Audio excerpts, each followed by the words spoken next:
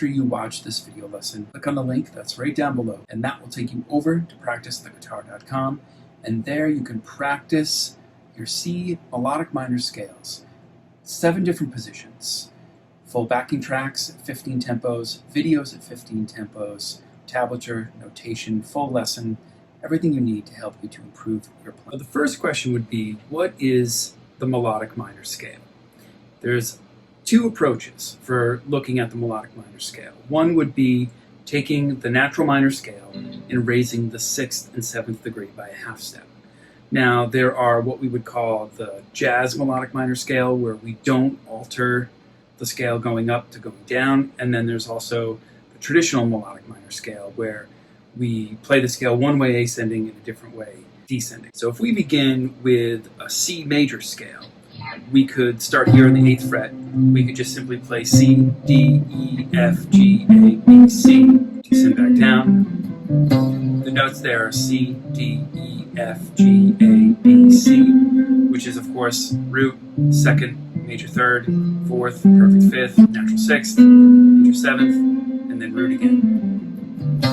If we look at the melodic minor scale from the standpoint of a major scale with a lowered 3rd, it's the lesser amount of alterations to the scale, and it gets us to that point a lot faster. If we take and lower the 3rd, we would lower E down to E flat. So that would give us C, D, E flat, F, G, A, B natural, and then C. Now, of course, we can do this in 2 octaves: C, D, E flat, F, G, A, B, C, D, E flat. From the standpoint of viewing this scale as the jazz minor scale, and if we don't alter the scale ascending and descending, then what we end up with a set of 7 scale patterns that you could play across the neck that would give you the melodic minor scale anywhere on the fretboard, which is the point to this lesson. So starting here on the 1st fret with F, begin with F, G, A, B, C, D, E, F, G, A, B, C, D, E, F, G, A, and then descending. And then if we were to lower the 3rd, we would have to add E flat onto that scale, which would be here and here. So that's what I consider pattern 4 of the major scale, because it begins on F. Going here to the 3rd fret, what I call pattern 5 would be G, A, B, C, D, E, F, G, A, B, C, D, E, F, G, A, B. If we add the E flat onto that, we end up with right here, and then again right here.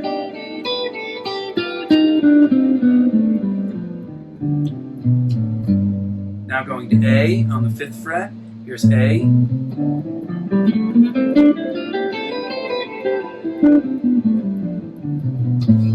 So here's with the E flat.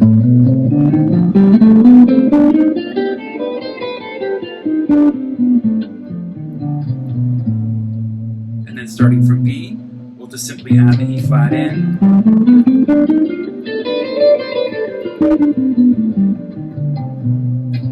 Here's from C.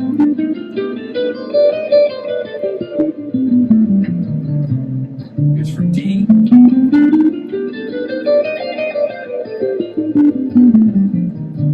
Here's E flat.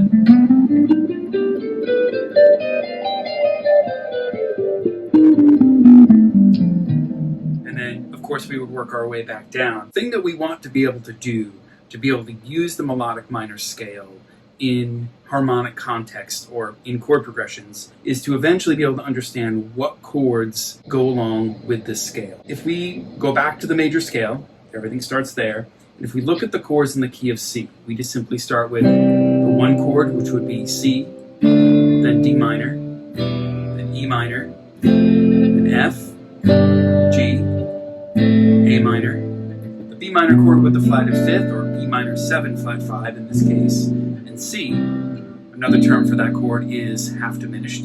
Then going back to C, that would be the 7 chords that fit into the key of C. Now, of course, these could be played anywhere on the neck, any pattern or any chord progression that you would need. Now, if we had to add that E flat onto those chords, what we want to eventually be able to do is relate it to the scales going across the neck.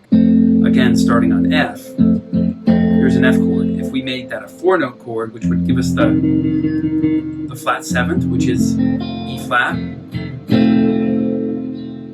the first chord that you would play on the 1st fret, or the 4th chord in the key, could be F7, which that would relate to the scale pattern that we'd be playing from F.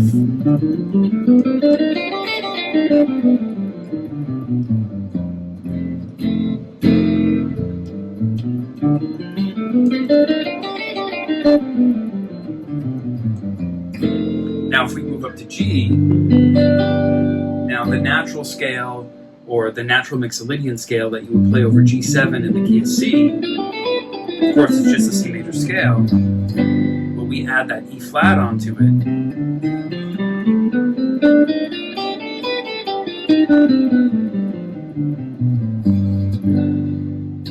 Now you have the melodic minor version of that scale.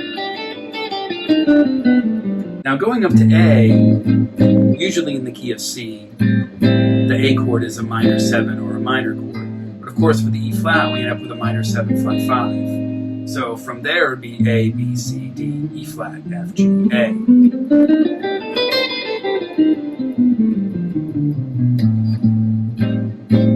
You can hear the sound of that scale in relationship to that chord.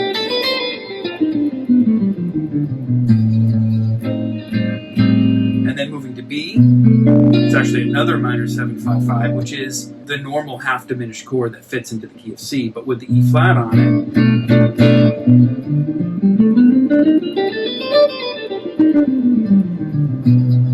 And then for C, we end up with a C minor 7 chord, but we have to make the 7th degree natural, so it's C minor major 7. Crazy name, minor chord with a natural or major 7.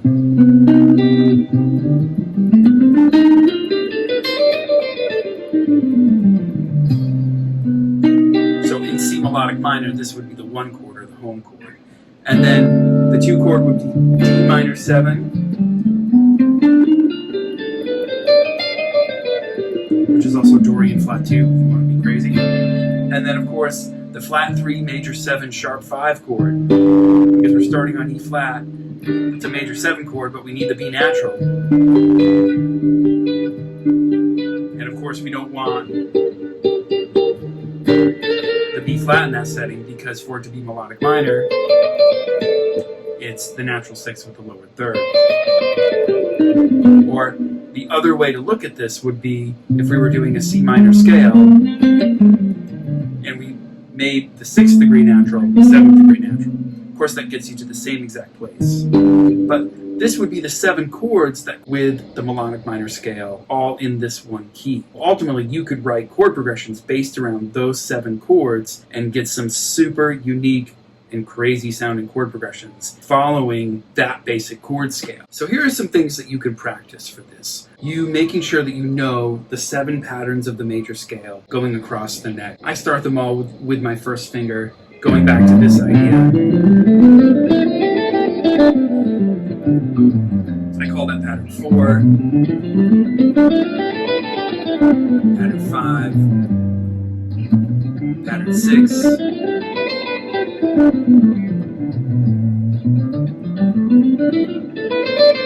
pattern 7, pattern 1 because it starts on C,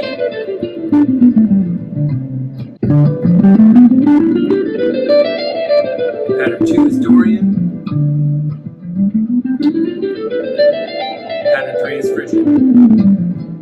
Now what you could do is make sure that you can connect those scales in time from a slow to a moderate to a fast tempo, alternate picking, hammer-ons and pull-offs, making sure you really know where all those notes are and that you can connect them from note to note and from position to position. Definitely in the box playing that you eventually want to break away from, but you want to make sure that you're able to do that. The next step would be to turn these into melodic minor scales by adding the flat 3. I think it's so much easier to just view these as a major scale with a lower 3rd rather than the minor scale with a natural 6 and 7. It's just less things to count and less alterations. What we want to do there, starting here, again, adding the E flat.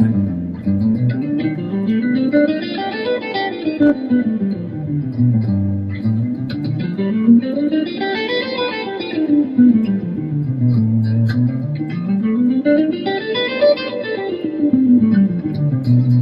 this is exactly what I've made for you on the site, is 15 tempos of playing the scale, starting on the first fret, and going from pattern to pattern, following the chord progression. So backing tracks actually follow F7, G7, A minor 7, B minor 7, flat 5, C minor major 7, D minor 7, and then E flat major 7, sharp 5 again. We are following each one of those scale patterns with each one of those chords using hammer-ons and pull-offs. You can also practice that with alternate picking. You could do either or when you're practicing with the site. But then there's also the backing tracks that you can practice along with that force you to play in time and force you to pay attention to what your rhythm is and to work on your tone and to just work on your overall technique.